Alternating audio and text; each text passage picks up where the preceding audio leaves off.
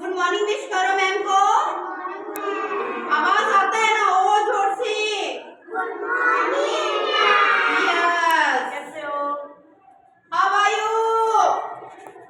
क्या बोलते हो? बोलो I am fine. I am fine, thank you. सब बढ़िया हो? और सब कैसे हो बताओ? अच्छे हो? कौन सुनोगे आप? मैम पोएम बोल रहे हैं, आप सुनोगे? कहानी सुनाऊंगी। हाँ सुननी है सबको? चलो देखो मैम सुनाते हैं कहानी आपको। सुनाती हूँ आपको। बंदर की कहानी सुनाऊंगी। बंदर जानते हो ना आप सब लोग? मंकी क्या है? अच्छा, मंकी। मैम किसकी कहानी पोएम सुनाएंगे? मंकी की कहानी। मंकी की। चलो स्टार्ट। सुनना ठीक है सब बच्चे।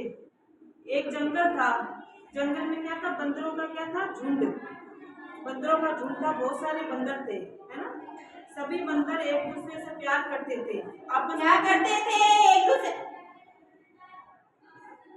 आपस में एक दूसरे से प्यार करते थे। सभी फ्रेंड्स थे ना आपकी तरह।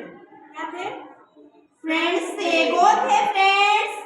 बंदर बंदर वे आपस में मिलकर रहते थे। जो भी मिलता सब मिल बांट कर खाते थे। उनके पास में जो भी होता था वो सब आपस में शेयर करके खाते थे, है ना? उनमें उनमें से एक बंदर था लालची। उन सारे बंदरों में से एक बंदर बहुत ज्यादा लालची था, है ना? उसका नाम था चिंटू। क्या नाम था? चिंटू। सब बंदरों में इतना प्रेम व एकता थी कि अगर बंदर मुश्किल में होता तो वो सभी बंदर उसकी मदद करते थे। एक बंदर की कोई प्रॉब्लम आती थी तो सब उसकी हेल्प साथ में करते थे ना, मिलके करते थे।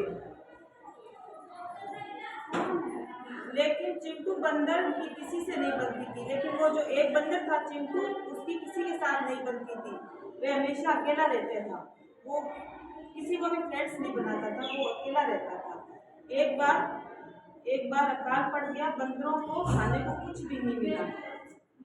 बंदरों को खाने के लिए कुछ नहीं मिला, है ना? किसको कुछ नहीं मिला था? हाँ मंकी को। बंदर।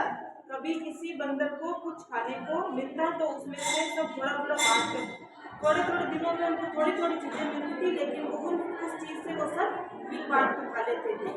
सभी परेशानी की हालत में इधर उधर घूमते रहते थे, शायद खाने को मिल जाए। वो सब जंगल में इधर उधर घूमते थे खाना ढूंढने के लिए ना, कि कहीं कुछ भी मिल जाए। लेकिन उन्हें कुछ नहीं मिलता था। काफी दिनों के बाद सभी बंदर भूख में प्यास से तड़पने लगे। उनका हाल बुरा होने लग गया। भूख के कारण कुछ बंदर तो क्या हो गए थे? बीमार भी हो गए थे, है ना?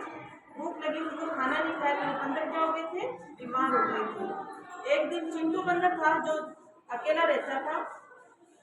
वो जंगल में घूमते घूमते उसे क्या दिखाई दिया? एक केले का गुच्छा दिखाई दिया। बंदर सबसे ज्यादा क्या खाता है? बनाना। केला। बनाना। क्या खाते हैं? बनाना। उसने वो सारे बनाना उठा लिए। इस डर से कि कोई देख ना ले, उसने फटाफट वो उठा के छुपा लिए। कुछ केले खाकर उसका पेट भर गया तो उसने थोड़े केले तो खा लिए थे, थोड़े बचा के रख लिए थे। उसको डर था कि अगर उसने केले बचा कर रख लिए तो कोई बंदर छीन के ले जाएगा। उसने अगले दिन वह भूखा ही रह जाएगा। इसलिए उसने पूरे केले उसी दिन खा लिए। उसने वो सारे केले एक साथ में खा लिए थे, ठीक है, ताकि किसी को देना ना पड़े, कोई खा ना ले, क्योंकि कुछ खाने को मिल नहीं रहा था। इसलिए वो ढूंढ के लेके आया था। फिर इतने दिनों बाद खाली पेट था।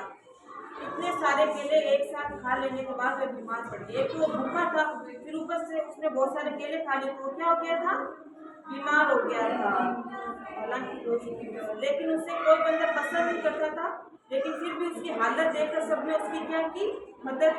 तो बीमार हो गया था ना, सभी बंदरों को उस पर तरस आ गया था। सब उसका हालचाल पूछने आए थे। उन्हें लगा कि वह भूखा रहने के कारण बीमार हो गया है, क्योंकि उनको खाना नहीं मिल रहा था और उस बंदर ने ज्यादा खा लिया तो वो बीमार हो गया था। पर चिंटू सबको कैसे बताता कि वह भूखा रहने की वजह से नहीं बल्कि अधिक खाने से बीमार हुआ है। अभी वह ये सब सोच रहा कि सनी नाम एक बंदर और उसका क्या नाम था? सनी। एक का तो चिंटू था और एक का क्या था? सनी। हाथ में एक पैकेट था, उसने वह पैकेट चिंटू को देते हुए कहा कि भोजन न मिलने के कारण तुम बीमार हो गए। उस जो जिसका नाम सनी था, उस बंदर ने सोचा शायद वो चिंटू भूख के कारण बीमार हो गया, तो उसने अपना खाना उसको दे दिया। उसे स्वयं पर बहुत क्रोध आया। चिंटू को अपने आप पर क्या है, बहुत गुस्सा आया था, क्योंकि उसने झूठ बोला था।